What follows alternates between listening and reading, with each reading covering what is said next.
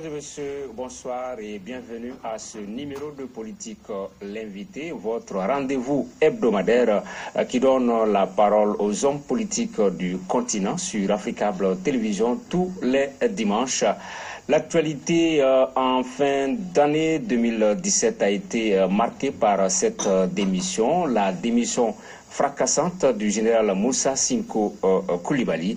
Dans une lettre rendue publique le 30 novembre dernier, l'ex-directeur général de l'école de maintien de la paix à Lune-Blondin-Bey expliquait ce choix par son ambition de vouloir contribuer autrement à trouver des solutions aux défis politiques, économiques, culturels et sociaux auxquels le Mali est confronté. Fin de citation.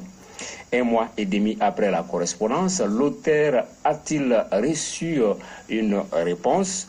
Quelles sont les raisons qui ont motivé la création du mouvement populaire pour le changement? Quels en sont les objectifs? Le général Moussa Sinko Coulibaly est-il candidat à la présidentielle de 2018? Est-il le candidat de l'armée malienne, sinon de l'ex-junte qui avait pris le pouvoir en mars 2012? Autant de questions que nous allons lui poser pendant 60 minutes donc dans cette émission de Politique. L'invité, Moussa Sinko Coulibaly, bonsoir. Bonsoir M. Tankara, bonsoir à tous ceux qui nous regardent ici au Mali et à l'étranger. C'est un plaisir d'être ici avec vous. Est-ce qu'on doit même continuer à vous appeler général puisque vous avez démissionné? Je suis à l'aise avec toutes les appellations. Vous m'appelez général ou monsieur le ministre ou tout simplement Moussa Sinko, tout me convient. D'accord. Donc on va vous appeler général. Vous êtes jeune, vous avez 45 ans, vous avez l'avenir tracé devant vous. Par rapport à cette démission, est-ce qu'on doit même utiliser ce terme? Puisque vous êtes jeune, le Mali est un pays en guerre, en crise. Plutôt que de démission, certains ont parlé de désertion d'un général qui a déserté le front, M. Coulibaly. Merci infiniment. Il faut situer les choses dans leur contexte. C'est le statut général de l'armée qui autorise tout militaire à tout moment de pouvoir quitter l'armée si cette position lui convient. Donc je n'ai fait qu'utiliser cette possibilité qui m'était offerte par le statut général des militaires. Et comme je l'ai expliqué dans ma lettre de démission, en réalité, je n'abandonne pas l'armée. Je vais continuer à servir, à rendre des services dans le domaine de paix, sécurité et bonne gouvernance. Mais en même temps, j'ai dit, on est confronté, notre pays, à d'autres défis. Défis politiques, défis économiques, défis sociaux. Il est urgent qu'on essaie, moi, en tant que personne, puisque j'ai une petite expérience au niveau gouvernemental, je pense que je peux contribuer à enrichir le débat à ce niveau. Et surtout, il ne faut pas oublier qu'on est dans une année électorale et qu'on a besoin de proposer différentes solutions au peuple malien.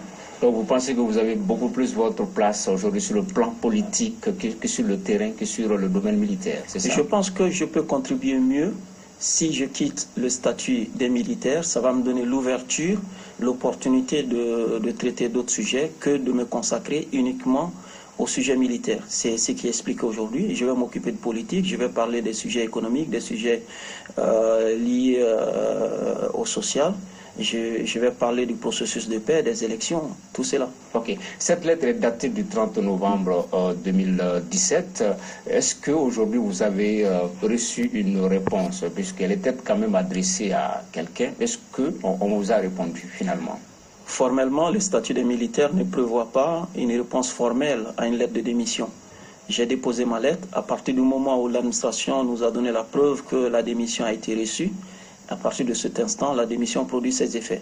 Mais il y a une suite administrative. Et depuis cette semaine, mercredi dernier exactement, le Conseil des ministres a pris un décret pour me rayer des effectifs de l'armée. Ça veut dire que le président de la République, le chef suprême des armées, a pris acte de ma démission et j'ai été rayé à compter du 30 novembre, date où j'ai déposé la démission.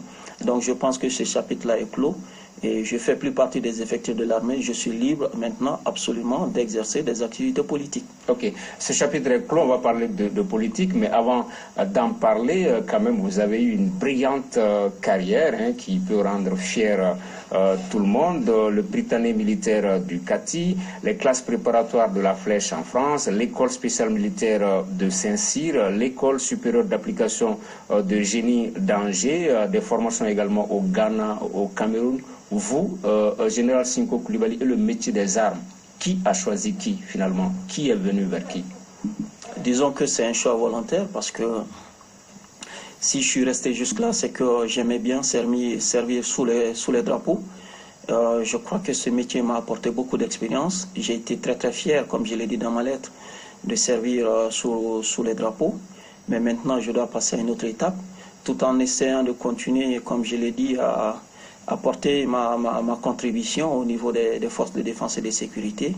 Il faut absolument maintenant que je m'occupe, entre autres, de questions politiques, de questions économiques. Mais pour revenir au niveau de l'armée, je suis toujours en contact avec les militaires, avec le personnel militaire. Je continuerai à être en contact avec eux et je profite de vos micros pour dire que je reste entièrement disponible pour apporter toute contribution que je pourrais apporter. Ok, on ne peut pas clore ce chapitre de votre passage sous les drapeaux sans faire allusion à cet épisode de mars 2012, le coup d'État qui a renversé Amadou Toumani Touré, qui était doublement apprécié, salvateur, salutaire pour un certain nombre de Maliens, mais pour d'autres antidémocratiques. Aujourd'hui, avec le recul, est-ce qu'il vous arrive souvent de passer en revue ce passage, cet épisode de l'histoire politique du Mali? Disons qu'il est évident qu'un coup d'État, ça ne peut pas être la manière normale de transmission du pouvoir dans un pays. Mais je pense que ce coup d'État, il faut le situer dans son contexte. Ça a été pour moi plutôt la goutte d'eau qui a fait déborder le vase. Rappelez-vous que dans ce pays, 6 mois avant le coup d'État, il y a beaucoup de politiques déjà qui prédisaient qu'il allait avoir un coup d'État. Donc je pense que les conditions étaient là et que les politiques n'ont pas su maîtriser et éviter un coup d'État. C'est ce qui nous a... c'est pourquoi le coup d'État est arrivé.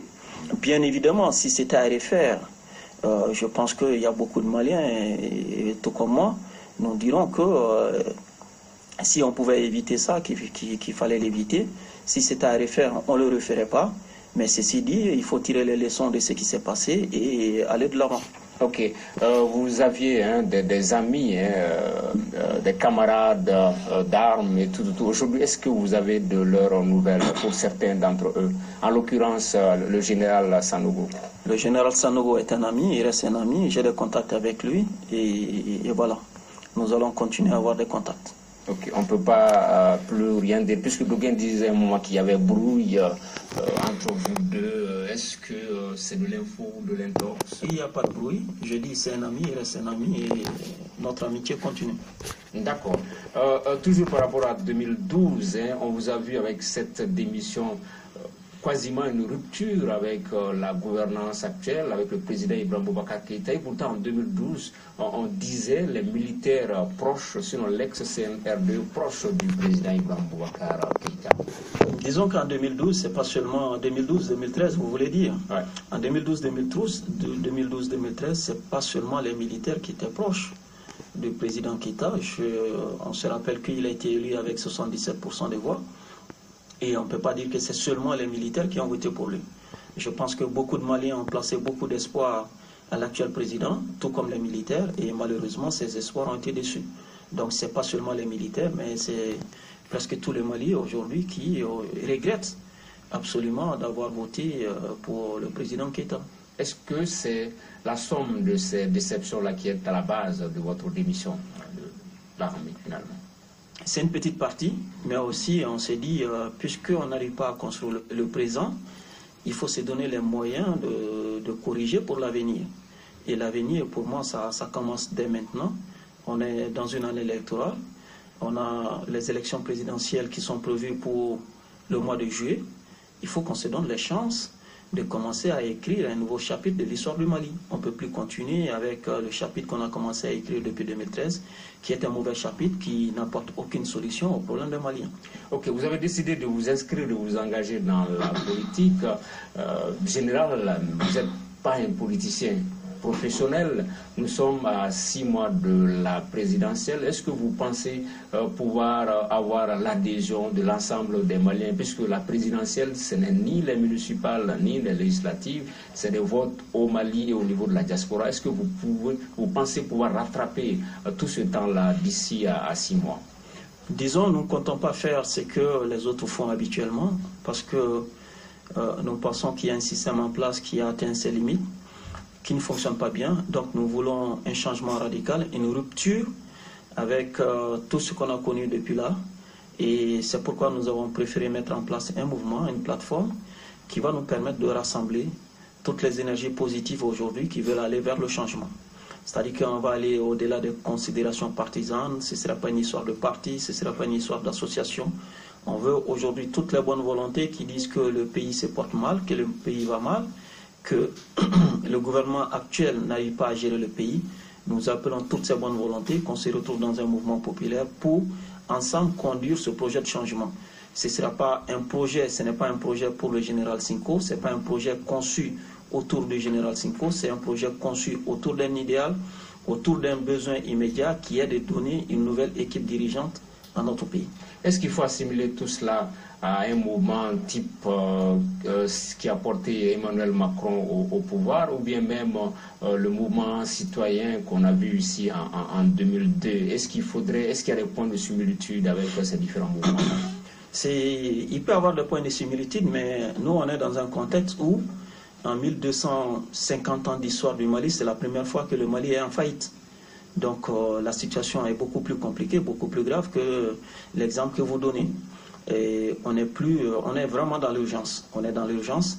Il faut absolument, si on ne veut pas que ce pays-là sombre dans un chaos ou dans la destruction ou dans un désordre inimaginable, il faut absolument que tous les Maliens se retrouvent pour sauver ce pays. Parce qu'il s'agit de sauver un pays qui est en train de mourir, malheureusement, par la faute de ses dirigeants.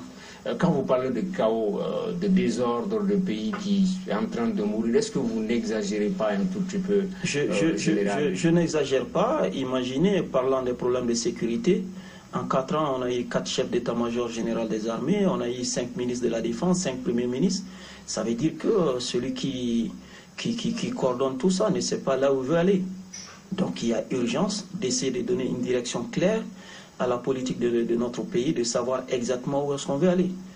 Parce que si on ne sait pas où on veut aller, il est difficile d'avancer. Ok. Au moment où vous étiez encore aux affaires, est-ce que vous avez eu souvent à faire remonter ces observations-là, à dire attendez, il ne faudrait pas cette instabilité au niveau du gouvernement, au niveau du commandement de l'armée? Est-ce que vous avez eu à remonter ces observations-là à qui de droit avant de prendre cette décision de rupture?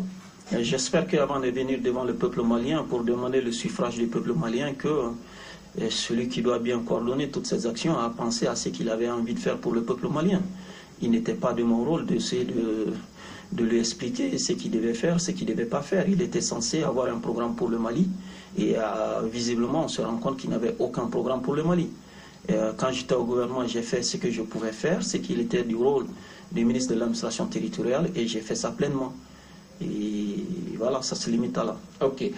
Quelles sont les priorités de cette plateforme-là? Est-ce qu'en termes de projet de société, il y a une priorité, sinon des priorités, selon vous? En termes de projet de société, on est en train encore de continuer à travailler sur le projet de société parce que nous avons fait le tour de Bamako, nous avons rencontré beaucoup de gens, mais nous allons faire le tour de Mali. Nous allons aller dans toutes les régions, nous allons aller dans tous les cercles, nous allons faire tous les villages, nous allons faire toutes les familles, nous allons faire toutes les cases, nous allons faire toutes les fractions, les hameaux, et on va aller voir tous les Mali, toutes les régions, les Maliens du Mali, les Maliens de l'étranger, on verra tout le monde. À partir de là, ça nous permettra d'affiner notre projet de société, mais déjà, on a quelques priorités. La priorité numéro 1, c'est l'éducation et l'emploi jeune. Et nous allons insister sur ça. Et la priorité suivante, c'est la sécurité alimentaire. Et bien évidemment, on doit continuer le processus de paix et de sécurisation de notre territoire pour permettre de créer l'environnement qui permettra aux étrangers et aux Maliens de pouvoir investir. D'accord. Comment est-ce que vous allez mettre en pratique tout cela, cette vision pour le Mali? Parce que mission égale moyen, il peut y avoir une politique, il peut y avoir des stratégies, mais les moyens pour les mettre en œuvre généralement. Il y a un certain nombre de choses sur lesquelles on va insister en commençant, c'est comment lutter efficacement contre la corruption. Aujourd'hui, presque la moitié des ressources de l'État est dilapidée dans des circuits que personne ne contrôle. Donc je pense que si on arrive à arrêter le vol organisé au sommet de l'État, la corruption organisée au sommet de l'État, on aura pratiquement la moitié du budget disponible pour de l'investissement dans différents domaines. Donc nous pensons, à défaut d'avoir des investissements supplémentaires, que déjà en essayant de fermer le robinet de la corruption et du vol organisé, nous aurons suffisamment de ressources pour mettre en chantier de nouveaux projets. Ok. Mouvement populaire pour le changement général, qui sont les membres de ce mouvement, qui adhèrent? Est-ce que ce sont des jeunes? Est-ce que ce sont des femmes? Parlez-nous un peu de ce mouvement-là. Aujourd'hui, nous avons prévu, comme ça a été dit auparavant, de lancer le mouvement le 20 janvier. On l'avait prévu de faire au stade, mais on nous a refusé le stade. Finalement, avec l'accord de la mairie de la commune 6, nous pourrons faire le lancement sur le terrain de Mayambougou. Pour le moment, le mouvement comprend beaucoup de partis politiques, beaucoup d'associations. Les partis politiques de la majorité ou de l'opposition? Il y a des représentants de la majorité, des représentants de l'opposition, des représentants des partis qui ne s'inscrivent ni dans l'opposition ni dans la majorité, des représentants d'associations, de syndicats, d'ONG, mais aussi beaucoup de personnalités qui ne sont ni dans les associations ni dans les partis politiques, qui ne veulent même pas faire de la politique, mais qui aujourd'hui souhaitent un changement dans ce pays, qui se regroupent aujourd'hui et qui se retrouvent tous au sein de la plateforme, comme nous l'avons souhaité, pour essayer d'avancer ensemble. Donc aujourd'hui, nous sommes très contents. Aujourd'hui, on a des adhésions massives.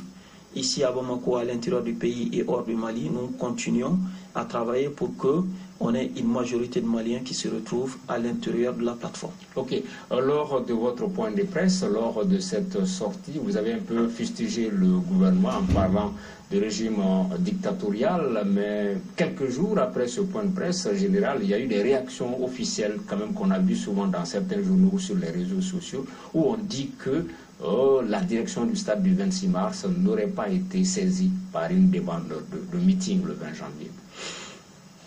Imaginez, pensez-vous une seule seconde qu'on aurait communiqué la date du 20 janvier au stade du 26 mars si on n'avait pas l'autorisation? Nous sommes sérieux dans nos démarches, nous sommes rigoureux dans ce que nous faisons. On a eu l'autorisation d'aller faire ce meeting au stade, mais malheureusement, je ne sais pas pour quelle raison, et c'est à eux d'expliquer. On nous a retiré l'autorisation.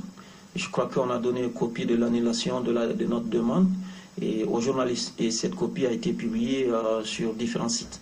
Donc nous maintenons qu'on nous a retiré l'autorisation d'aller faire le lancement de notre mouvement au stade du 26 mars. Et je trouve que ce jeu-là n'est pas un jeu démocratique. Il est du droit de tout citoyen de pouvoir s'exprimer librement. Nous voulions le faire au stade du 26 mars. Malheureusement, aujourd'hui, on nous empêche d'aller au stade du 26 mars. Donc nous considérons que la démocratie est en danger dans ce pays et qu'on est en train d'aller sur des dérives dictatoriales. Ok, mais pourquoi le 20 janvier spécifiquement? Le 20 janvier, pour les téléspectateurs non maliens, je rappelle que la date du 20 janvier, c'est la fête de l'armée. Pourquoi avoir choisi cette date générale pour lancer ce mouvement? Étant donné que vous l'avez dit, vous-même, vous avez été radié des effectifs de l'armée, pourquoi tenir à la date du 20 janvier? Disons que c'est plus une coïncidence qu'autre chose. On voulait lancer ça un week-end et on a vu que la date du 20 janvier, jour férié, et jour symbolique pour l'histoire de notre Mali, de notre pays, pouvait nous servir d'élément fédérateur, d'élément catalyseur pour rassembler tous les Maliens.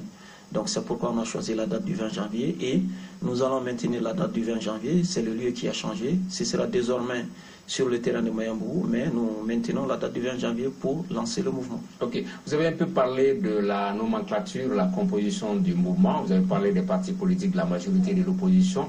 Mais dans les coulisses, il s'est dit également que vous êtes soutenu par le chroniqueur Ras Batch. Est-ce que là également il y a une part de vérité? Vous êtes avec Ras Batch, général? Nous sommes avec tous les Maliens aujourd'hui qui souhaitent le changement. Tous les Maliens qui souhaitent le changement. Nous allons vers eux, ils viennent vers nous. Nous travaillons avec tous les Maliens. Il n'y aura pas de discrimination, il n'y aura pas d'exclusion. La porte est ouverte à tout le monde et tout le monde est bienvenu. Nous apprécions ceux qui viennent nous voir, mais aussi nous démarchons ceux qui hésitent encore.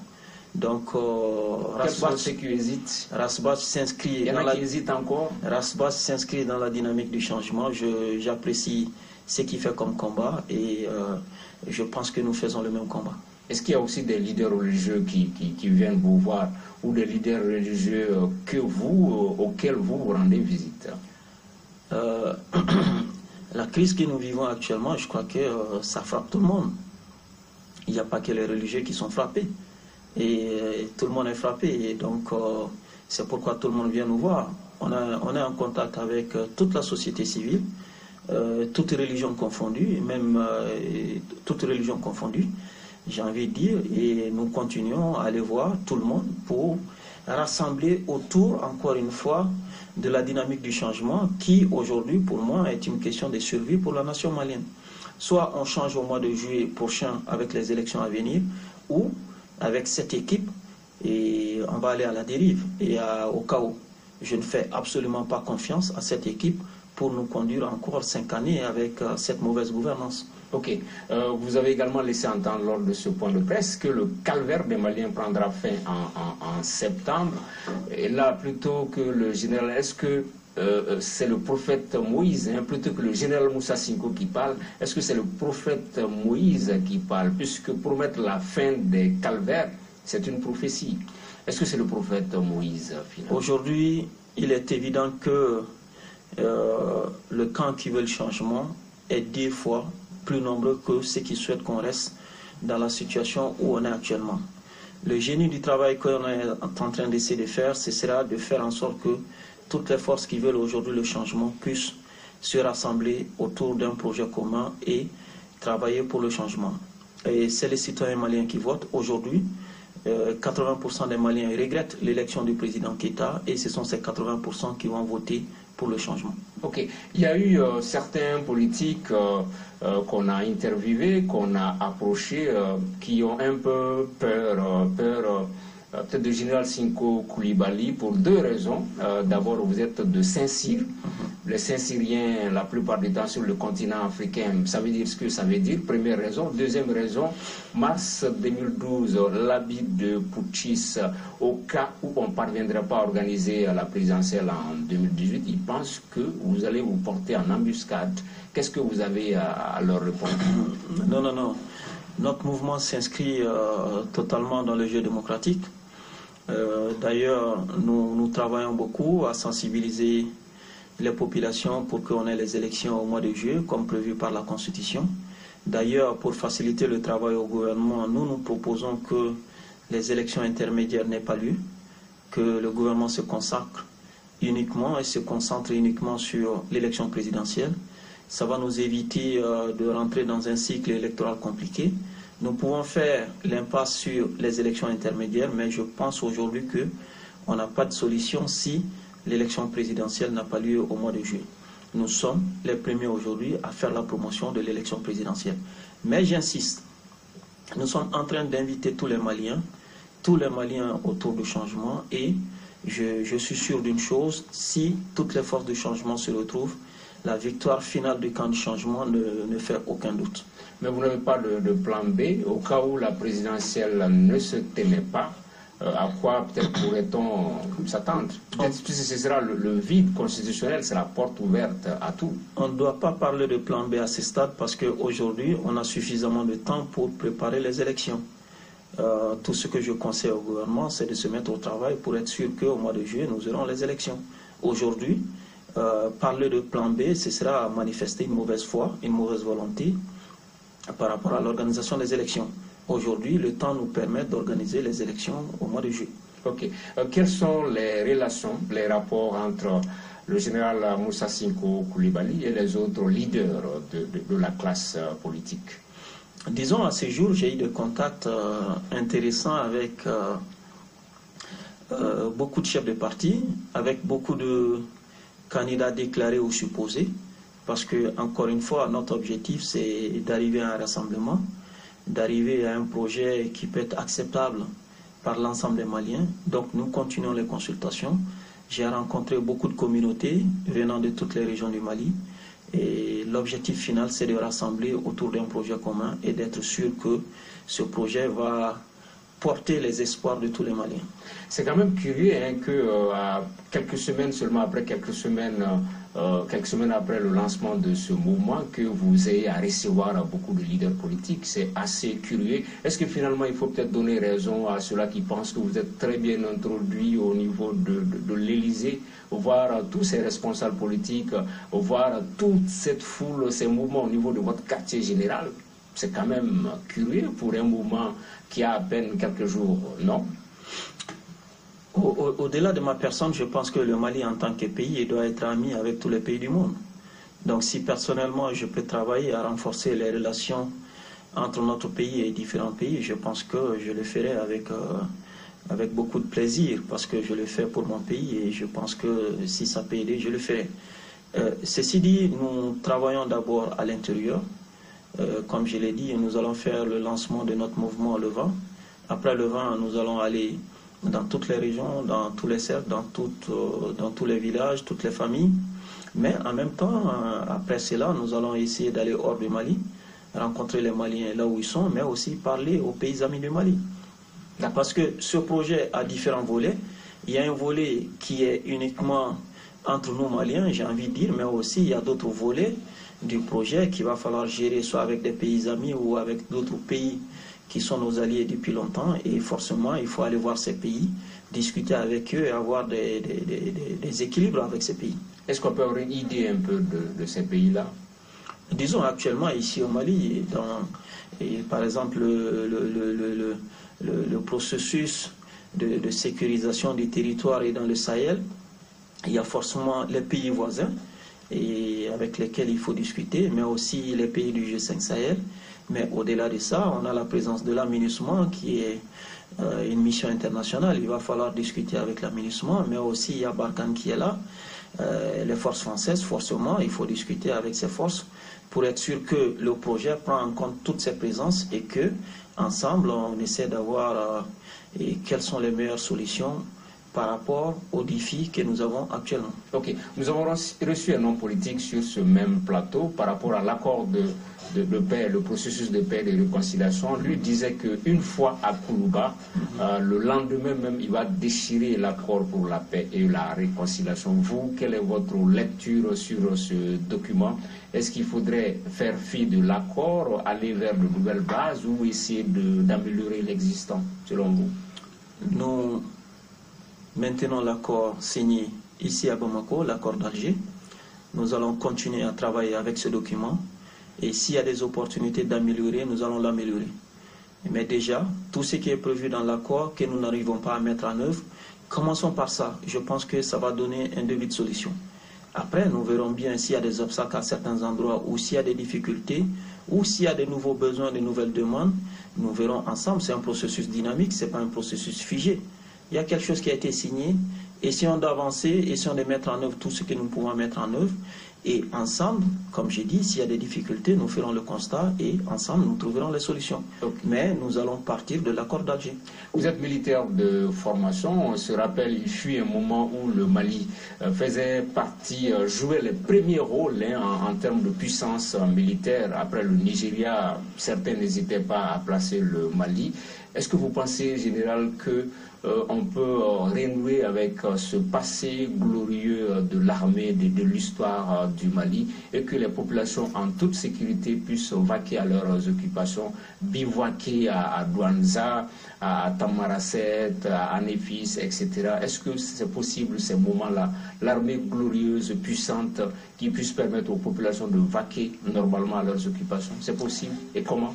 Si vous mettez l'armée partout, mais qu'il n'y a pas d'eau potable, qu'il n'y a pas d'école, qu'il n'y a pas à manger, je pense que vous allez passer à côté de l'essentiel. C'est important d'avoir une armée qui puisse assurer un minimum de sécurité aux populations, qui puisse permettre aux populations le va-et-vient sans être inquiétées. Mais le problème ici au Mali doit avoir des solutions multiples. Il ne faut pas seulement avoir un volet purement militaire.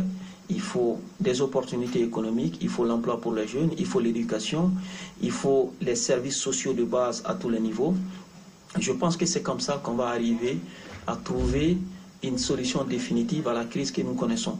La crise n'a pas une solution purement militaire. Ah, vous ne mettez pas le curseur exclusivement sur le militaire? Non, absolument pas, absolument pas. La solution doit être réglée par un volet militaire, bien évidemment, mais plutôt un développement social à tous les niveaux, et des opportunités d'emploi, des opportunités d'éducation, de formation pour tout le monde, mais aussi des opportunités de... Quand vous regardez aujourd'hui les jeunes, malheureusement, cette semaine, on a eu encore des jeunes Maliens qui se sont noyés dans la Méditerranée. C'est regrettable.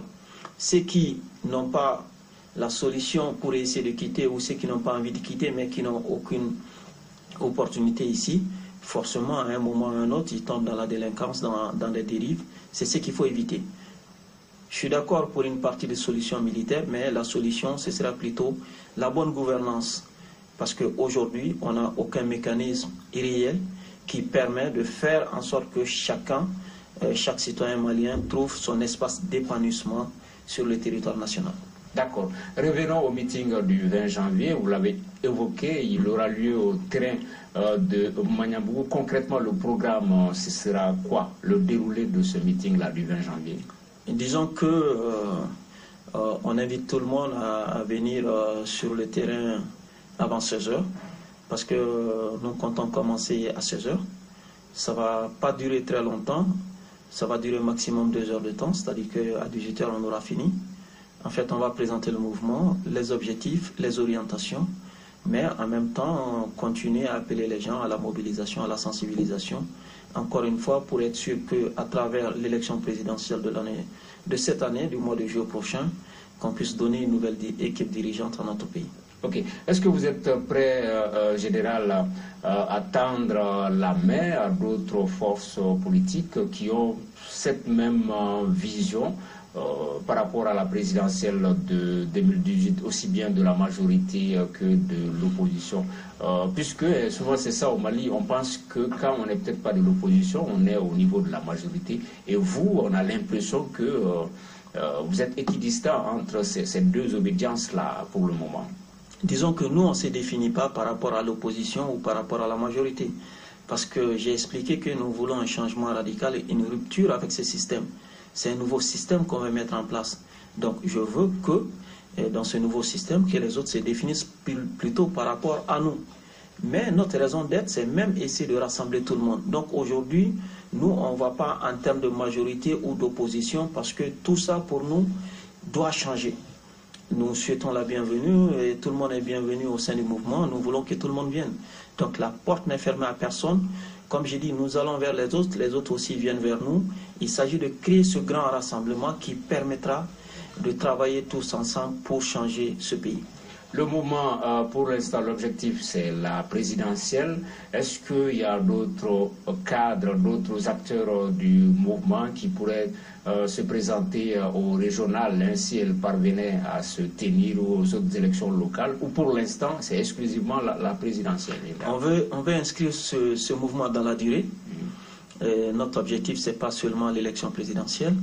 Élection présidentielle ou pas, qu'on gagne pas, l'élection présidentielle, ce combat-là va continuer, parce qu'il y a un certain nombre de maux qui minent notre société.